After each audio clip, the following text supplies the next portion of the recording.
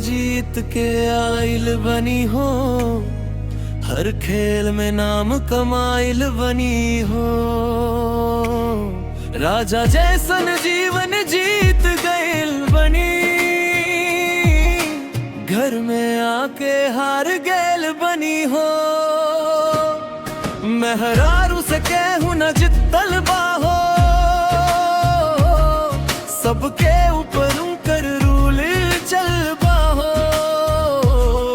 बाहर शेर बनी घर में बिलाई, सच सबके पता चल बाहो।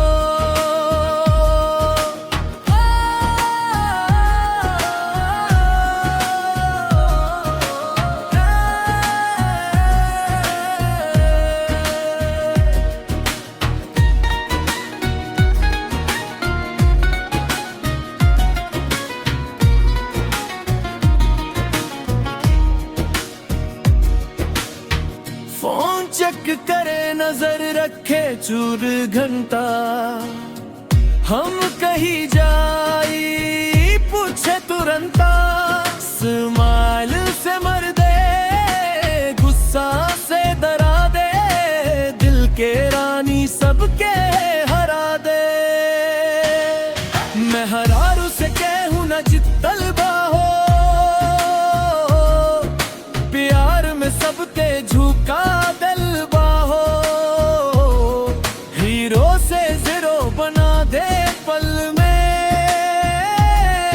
ऐसन पार उनकार चल बाहो। प्यार भी करे लड़ाई भी करे, दिल से हम पे राज भी करे। जीत के भी हम हार मान जनी, उनकर बात सब मान जनी। मेहरारू से कहूँ न जितल बाहो, दुनिया में सबसे स्ट्रॉन्ग चल बाहो। जे कर हो जाई प्यार में बंधन, सबसे लकी इंसान।